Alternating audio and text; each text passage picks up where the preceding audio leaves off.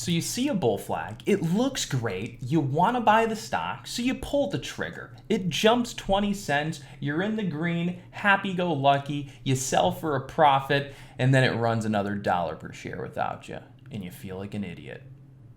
Well, we've all been there. Don't be too hard on yourself. In this video, I'm going to show you one of the tools or indicators or tricks that really helped change my trading around and pretty much made me the best that I am today.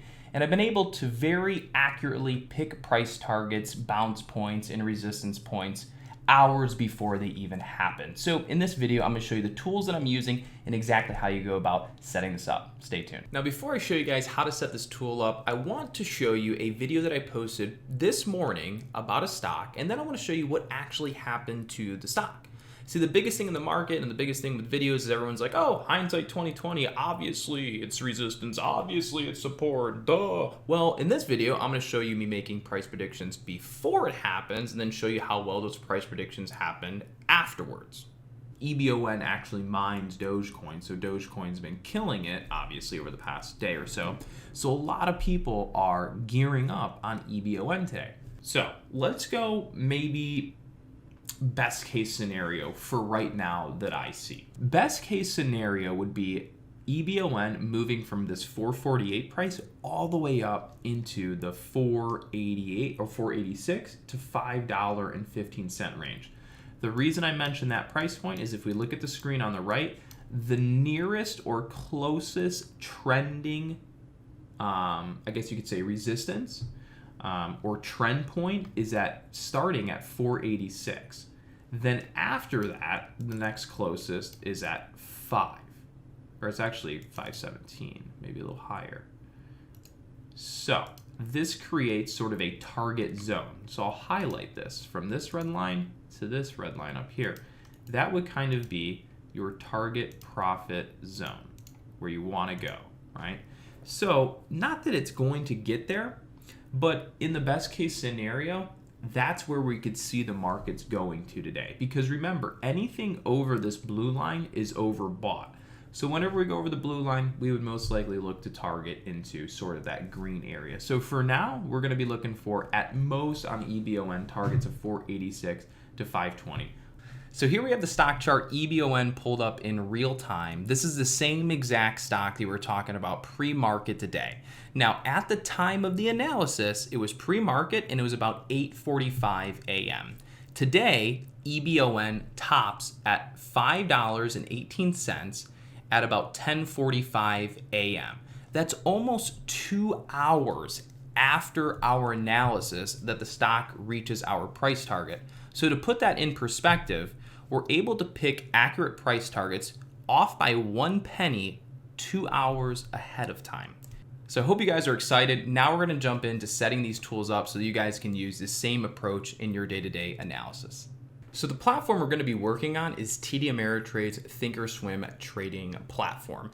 Now on TD Ameritrade, it's called standard deviation. That's what we're going to be working with. On your platform, if you don't have TD Ameritrade, it's probably going to be something different, and it's normally called regression channel. So again, if you're not using TD Ameritrade, you have some other broker, try looking up regression channel, as that's most likely what it's called on your platform. All right, guys, now we're gonna go ahead and actually add this tool to your chart. Now, if you're a beginner and you're just getting used to the platform of Thinkorswim, again, just follow every step in this video and you shouldn't have any issues setting up what you need to have set up, okay? So the first step is pulling up a stock chart on your platform. Doesn't matter what stock, any stock will work. You just gotta pull up a stock chart. From there, you're gonna go up to this beaker icon. Once you click it, it should open up a page like this.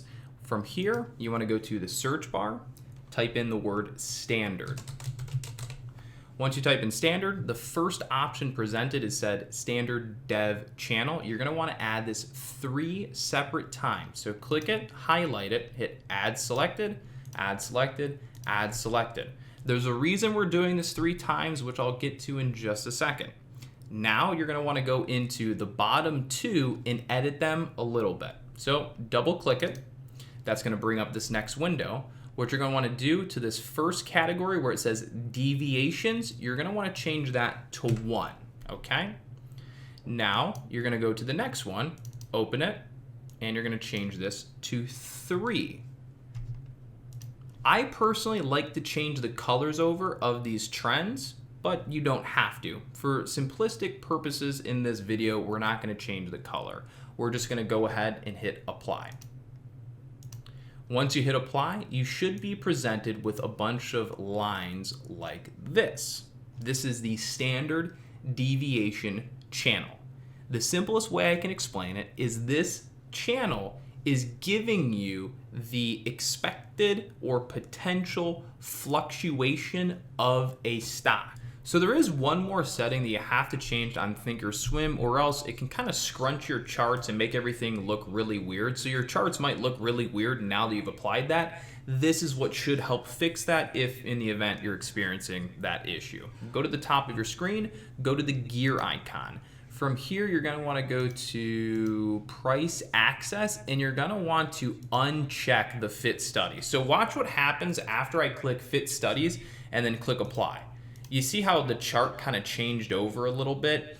Generally speaking, it gives you a better appearance. It's easier to use when you go to that price access and click uncheck fit studies, and then what should happen is your screen should try to enlarge a little bit. So that's the way I use it when you're trying to work with this channel and you click fit studies. Again, it scrunches everything, makes it hard to work with. I find it way easier to go to the gear icon there and then uncheck the fit studies thing, whatever you want to call it. So we're not going to be going into how you use this channel in every single scenario, but what we're going to do is give you the basic foundation of how you should use the channel. And then from there, everything should start to click, and I'm sure you'll probably be able to pick it up on your own after using it for a couple weeks or months. So the way that I'm going to explain this channel is going to be very simple, very elementary. You're going to have to work on it way more than just watching this video once to fully get the hang of it, because there's so much to know, of course. But to put it simply, the way that this channel and the way that this tool and this study works is when the stock is trading above the top line, it's supposed to go back down. When the stock is trading below this line, it's supposed to go back up. So something you could probably relate to is when a stock is exploding and it's going up and everybody's talking about it, don't buy it, because it's probably well overbought over the 3 deviation mark, and it's going to get sold back into.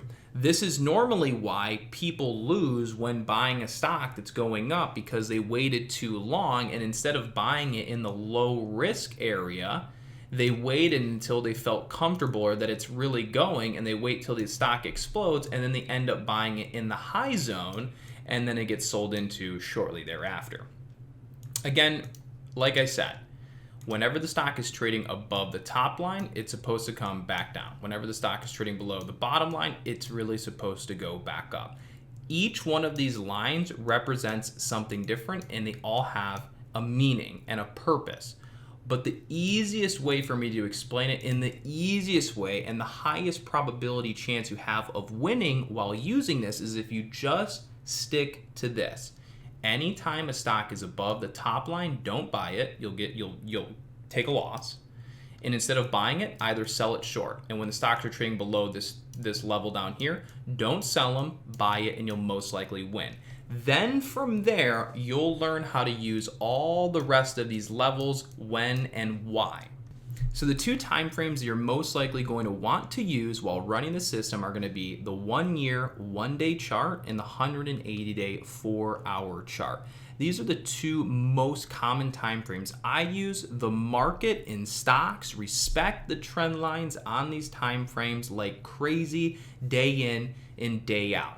And what I'm trying to get across to you is these levels that you're being presented on the 1 year day chart and the 180 day chart on these bigger trends are usually the really good buy points. The ones where you buy and the stock bounces and then it keeps going. It doesn't bounce and then stop.